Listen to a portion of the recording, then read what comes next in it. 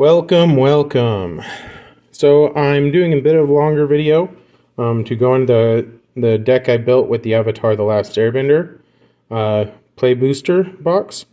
I will go ahead and put a link down in the description to the deck and the website that's on. I believe it's Archiedeck. But I thought I'd do a video and walk through some of the cards I put in it and kind of my thoughts behind it. I did have to order more basic lands. I'm a little frustrated or disappointed by that. I kind of expected to be able to build at least one deck after opening the whole booster box, but with 3 mana colors, I only had 8 total basic lands. And like I did get some really nice art card or full art lands. I got a forest and plains. And so like it is really cool to have those and be able to play with them. But I was kind of hoping to be able to get 40 land cards out of it and be able to build a deck just with the cards from the play booster. But with the basic lands, I only had 7 unique named. And so I still had to supplement those. So I bought some from my local gaming store. And then I ordered some from Card Kingdom. And so these are the ones that I did draw.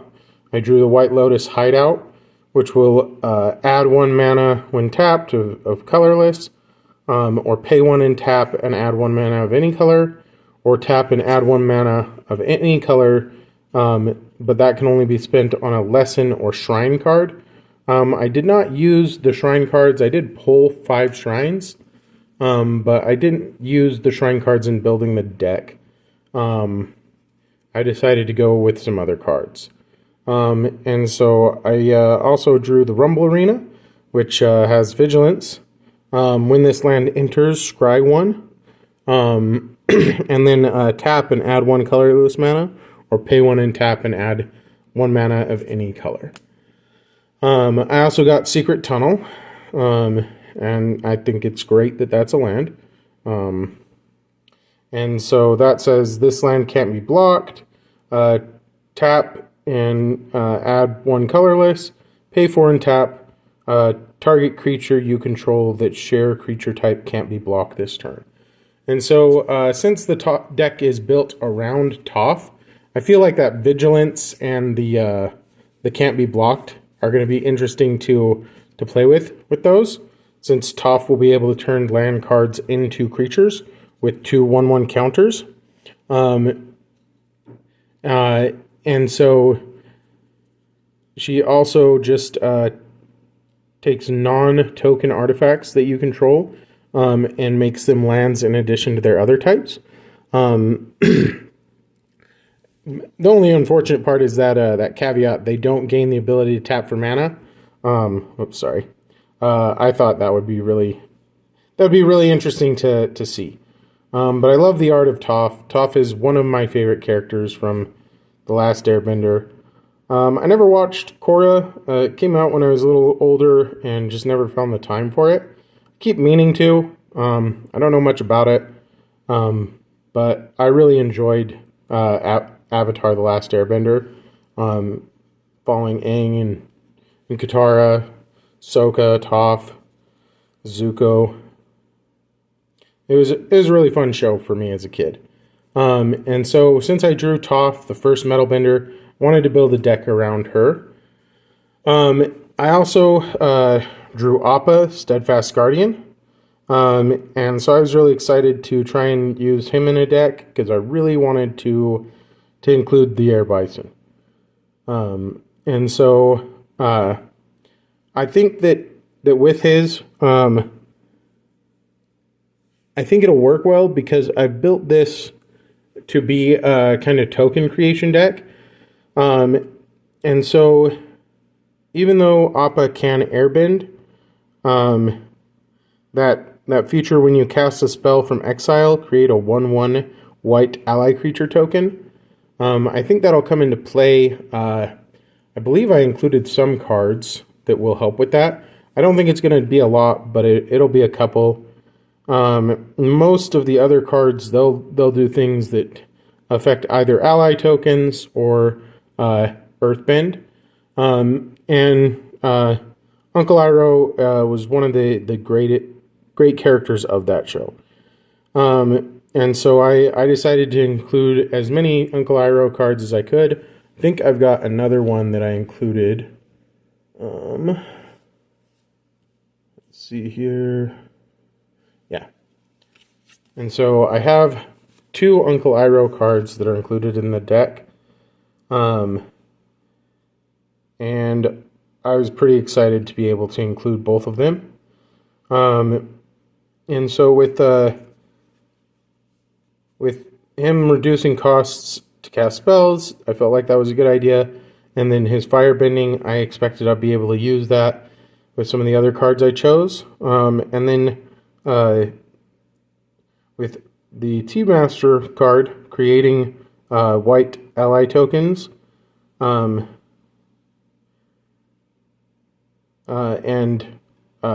adding counters, I felt like that would be a good mix, a good way to help increase, and it would pair with the earthbending in the deck,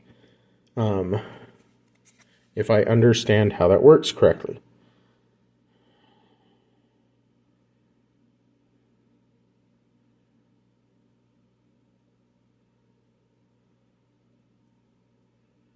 Yeah. And so I was gonna see if I can get that to work out to do some funny things with giving land tokens to other people, and then killing those land tokens here and there. Since the way that the earthbending works, if I'm understanding it correctly, will end up resulting in them kind of going back to my own battlefield. And then I also wanted to include Legend of Young Chin. I wanted to include Karuk as well, but without having Aang, the 4-colored color Aang, I wasn't able to find a way to include water and air into a 3-color, and since I was already stretched on struggling with mana, I felt like I needed to try and do a 3-color rather than just 2. And so I really like the card. I'm excited to see it in play, and see if I can trigger things and get it to work. Some of the other highlights that I included are, I also included another Appa card, the other Appa card that I had, Appa Loyal Sky Bison. I think there are only 2 Appa cards in the whole thing, and so I think I've got both of them.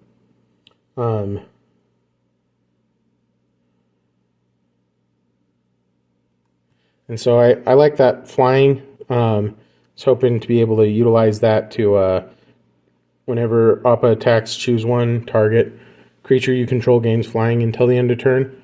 I'm hoping to utilize that into some cool combos in the gameplay. And I also included Boomy, because he's a fun character. And I like that ability when Boomy enters, choose up to X, where X is the number of lesson cards in your graveyard. And then choose any number of the X number of the following. And so I really like the way those work together. And I did include several lessons that I expect to be triggered with that. And so those are kind of the main cards that I built the deck around, starting with those. And I did decide to add some firebending in there, because I had the Fire Nation Palace card. And so, since it was going to be a 3 mana and fire is one of them, I decided to include this and see if I couldn't get it to trigger it and create some additional, and maybe spend it to play some of my instants here and there, or create additional tokens with it. And so these are these are just the dual lands. They all have the same effect, but different dual lands.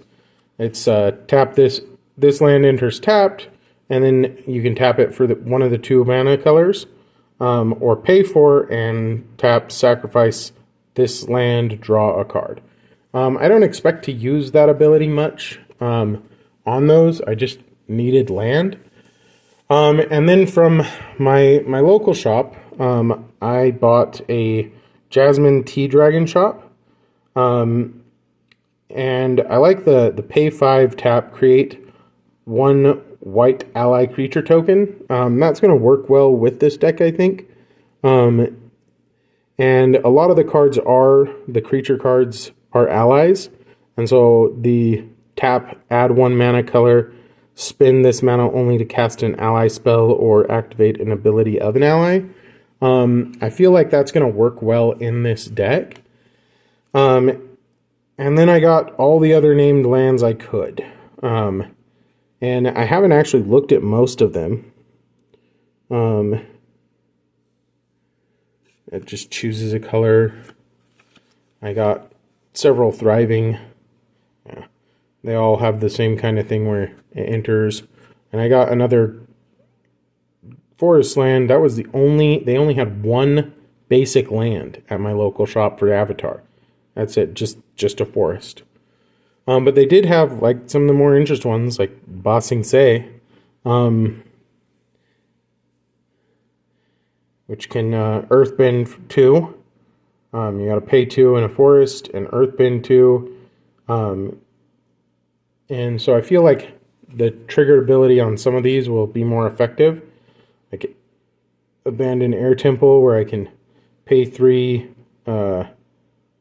and planes or white mana, tap, put a 1/1 counter on each creature you control. I really hope to pull that out and use it, because I expect this deck to create a lot of creatures for me. A lot of them are going to be 1/1, and if I can pair it with that Abandoned Air Temple, I think it'll give the deck a lot more power with things like that. And then the Thriving Heath, which is the same as the other Thrivings. All the Thrivings are the same, but different lands. And then I did buy this. This is the only one they had. I would have got a just regular, but they only had the shiny or holographic full art, and I don't mind that. But I didn't really intend to spend a lot, since I was just trying to buy filler land. Whenever a mountain you control enters, if you control at least 5 other mountains, you may have this land deal 3 damage to any target. Yeah, so until I actually get the other lands that I've ordered, like, this wouldn't even triggered, because I don't have 5 mountains in this deck, I don't think. Basic or otherwise. Maybe including that, if it counts. Not sure if that counts as a mountain. Not sure if the dual lands count as mountains, so I'd have to look that up. Somehow I doubt that counts as a mountain. Maybe. I have to look it up. Right, but there's only 2 basic mountains that say mountain on them. And so, like, I was pretty frustrated by the amount of lands in it. Because that, even with the 8 that I bought at my local shop, it only got me to 23, which still left me well below. So I ordered 15 from Card Kingdom, just as basic filler lands. And I specifically ordered them in the Avatar so that it sticks with the theme of the deck. Looking back on that choice, because it's still going to take them a week to arrive and I won't be able to play with it until then, I'm not sure it was the best, but I made it and I'm going to stick to it. I'm going to try and build these decks in set as much as possible. Some of the other cards that I included that I thought were interesting were Jet, Freedom Fighter. When Jet enters, he deals damage equal to target creature opponent controls. When Jet dies, put 1/1 counter on up to each of 2 target creatures. That's just my lands. And so I'll sleeve these after this and put the deck together. But I had the Boulder. I really wanted to include him. Whenever the Boulder attacks, Earthbend X, where X is the number of creatures you control, with power 4 or greater. I'm hoping with tokens and other things, counters being applied, that I'll have more than just a couple of these. And so this will trigger for more than just a few. But right now there's only a few creatures that even are 4 or greater. And so right now it might not trigger very often. But I'm hoping to get that built up so that it triggers a lot more. And I did draw a Toph the Blind Bandit, so I also included that version of Toph. Yeah, and so I'm hoping that if this deck works and triggers correctly, it will be creating a lot of allies and counters. But I have yet to play test it, and we'll see how it actually works once I get a chance. But I had Suki as well, and so I wanted to include her. Suki's power is equal to the number of creatures you control. Whenever Suki enters, create a white 1/1 white ally creature token that's tapped, and attacking. And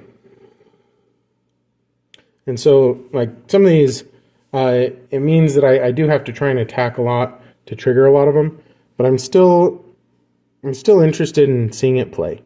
And I think this was the only Aang that I could include, because all the other Aangs have water in them as the second, because I believe it goes air, water, earth, and fire like the show. And so I believe I have another Aang, but it's just earth. It's plains or white mana and blue or water mana. And so this was the only Aang I could include, otherwise I would have included more. And I believe that's the same for Zuko, where the other Zukos also include water. And so this is the only Zuko I think that's in the deck. But I wasn't able to include Sokka or Katara because both of them include water on them, which makes sense. Like, within the theme of the show and everything, they are water tribe. It wouldn't make sense for them to exist without it. And so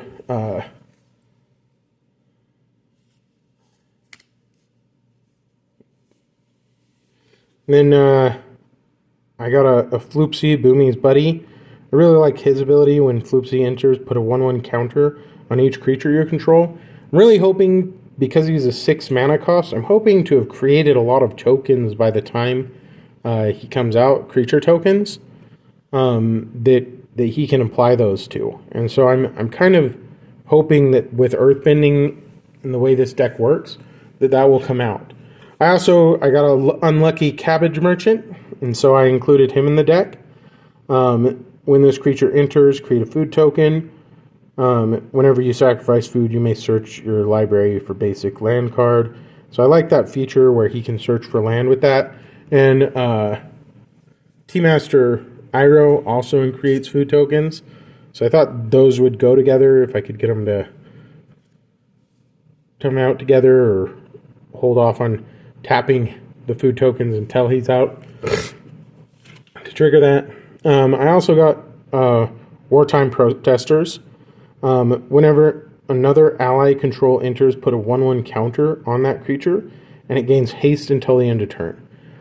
I feel like this will be kind of a critical card in the deck, which will allow cards that enter to quickly attack, because they're all probably going to start off pretty low, but things like this will help improve them the more I get out there. And then I got a South Pole Voyager. I was excited to realize that this didn't include any water on it, and so I could include it in the deck. Whenever this creature or another ally you control enters, gain 1 life. If this is the second ability, if this is the second time this ability has resolved this turn, draw a card. I feel like that will give me card draw if I can keep it out and not have it get destroyed. as soon as it enters. And I also drew a Lotus, White Lotus Reinforcements, which is Vigilance. Other allies you control get 1/1. And so I feel like that'll help strengthen the ally tokens that are being created. And then I got the Earth King's Lieutenant, which is Trample. When this creature enters, put a 1/1 counter on each other ally you control.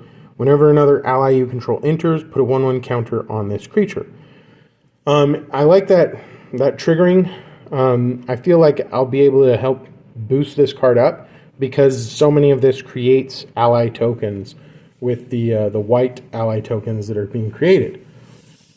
Some of the spells that I decided to include are Direct Lightning. This might be the only counter card in the whole deck because I don't have any blue and I didn't get a lot of counter or mass effect sort of things. I don't think there are a lot in Avatar anyways. I don't know how much that will make this deck weak to being exposed to what other people do. With the Redirect Lightning, or with that, some of the other ones I included are Last Enkai. Target creature you control fights target opponent. Target creature an opponent controls. If the creature the opponent controls is dealt excess damage this way, add that much fire mana.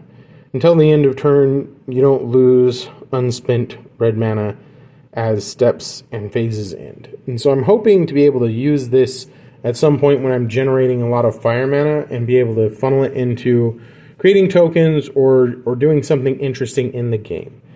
And then I included Elemental Teachings since I got the card, which should help me get lands out there.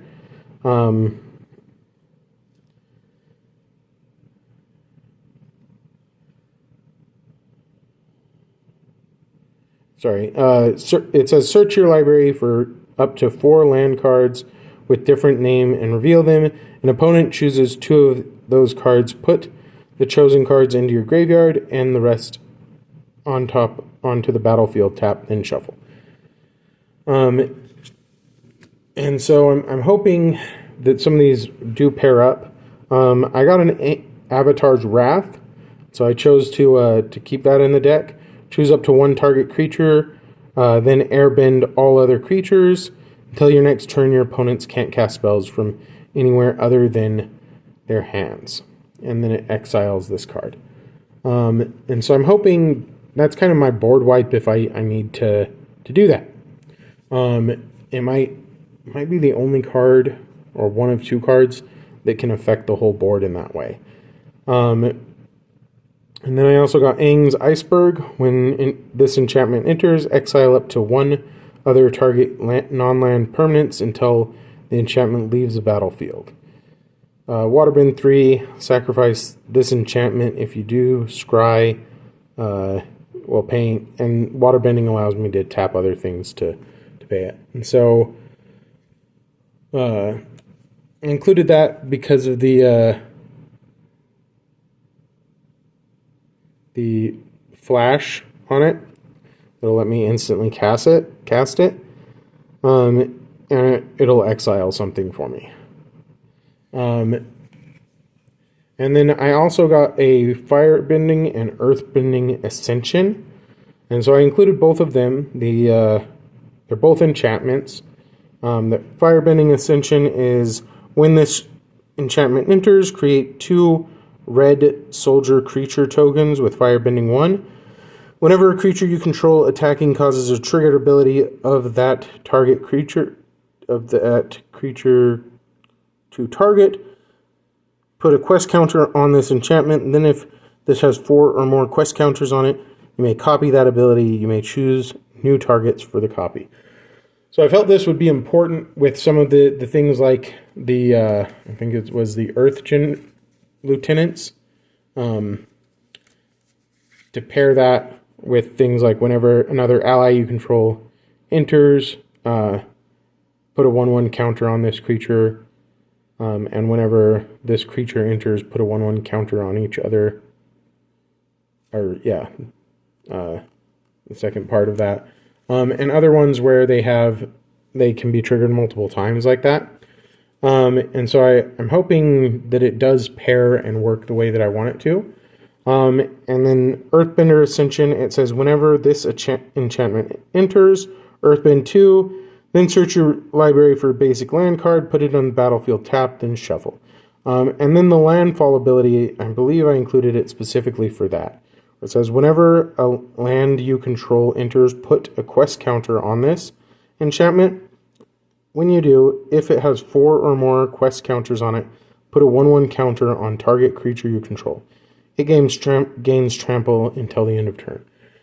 And so with all of the with everything in the deck, I'm hoping that landfall enables some of the cards that come in to get bigger. And so I'm hoping to be able to pair it all and have things work the way that they do in my mind. I haven't play tested it yet to see if I can get any of the pairings, but I've tried to create enough pairing opportunities that I'm not relying on just 1 or 2 cards to trigger the whole deck and make sure that it can create a win scenario. And so it is built around Toph, and so a lot of it is going to create tokens or affect tokens, add counters.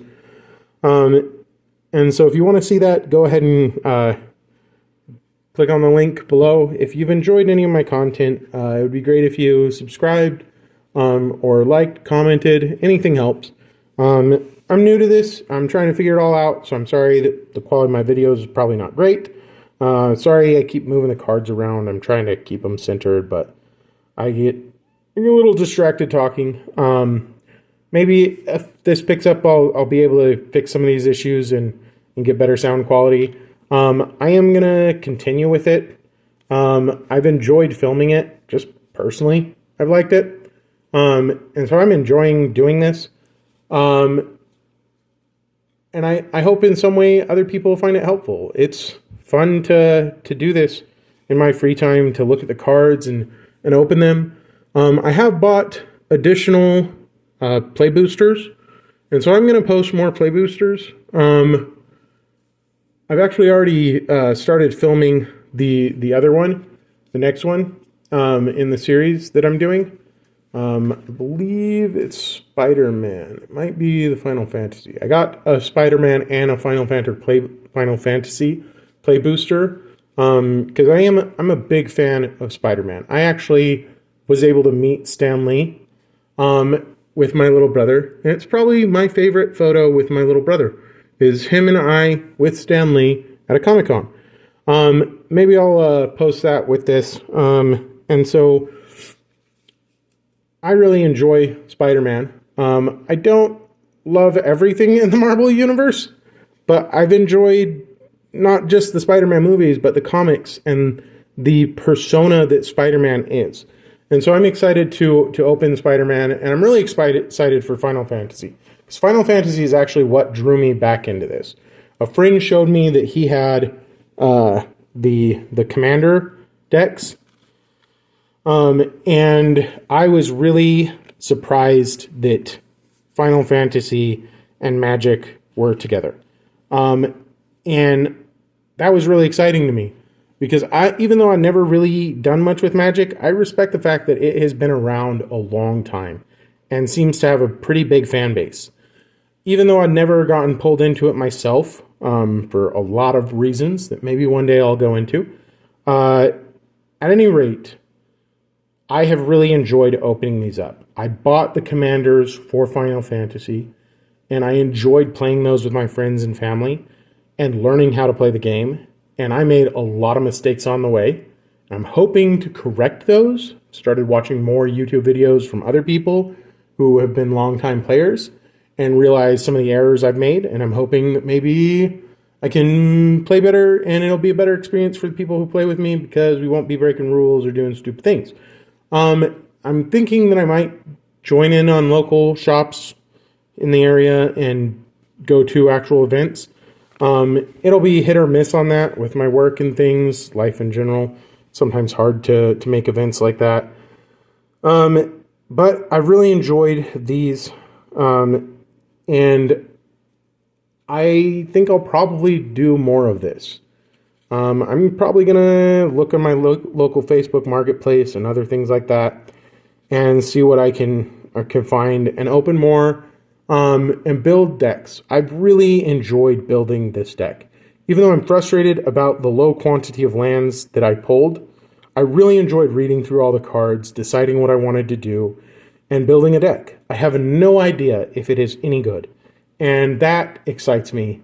The fact that I can build it and play it out, and it's mine. It's what I made. As boring as that might seem to some people out there, I really enjoy it, and I think a lot of people in the community do. And so I expect to engage with the community a lot more and try and participate in things. I will never be a pro player or competitive. That's not in me. I do not want to spend that kind of time, and I don't have any interest for it. But I do like the idea of casual play. I really enjoy board games, and so this fits in that vein. And I don't like simple board games that much. They're fine. They're a good time, especially if you have good people to play with. I enjoy the more complicated stuff, though. Twilight Imperium, if you know what that is my all-time favorite board game. It is super complicated and time-consuming.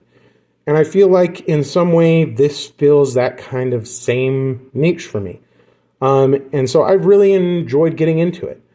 And so I've started opening the Spider-Man packs. Those videos should be posted here soon, the next couple of days as I open those.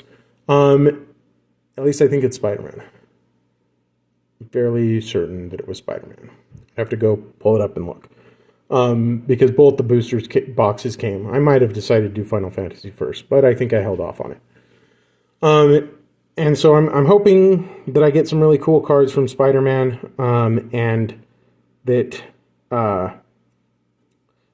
you enjoy that as well. And so I expect to do a lot more of these. And I hope that you found this interesting. I know that I've rambled a lot on the end there.